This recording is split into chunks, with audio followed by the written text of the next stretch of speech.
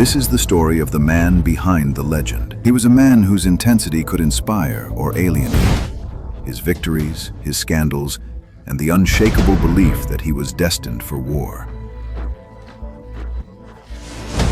And to understand Patton's rise, you have to start where it all began, sometimes in the same moment.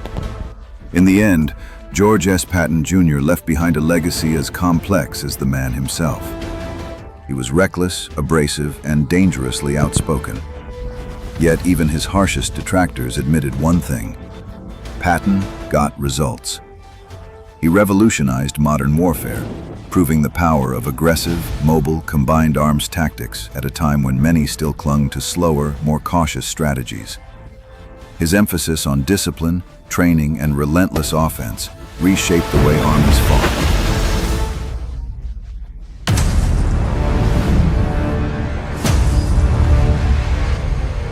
How does one man become both one of history's most celebrated and most controversial generals? George S. Patton Jr. was a paradox wrapped in polished steel, a military genius whose bold tactics delivered stunning victories, yet whose explosive temper and unapologetic opinions often landed him in hot water. Soldiers called him Old Blood and Guts, and he wore that name like a badge of honor. To his troops, he was the general who would fight alongside them in the mud, push them harder than they thought possible, and refuse to accept defeat. To his critics, he was reckless, arrogant, and dangerously unpredictable.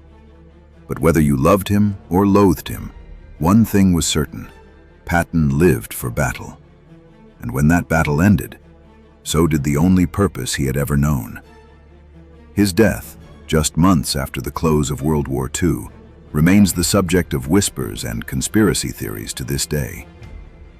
This is the story of the man behind the legend, his victories, his scandals, and the unshakable belief that he was destined for war. And to understand Patton's rise, you have to start where it all began,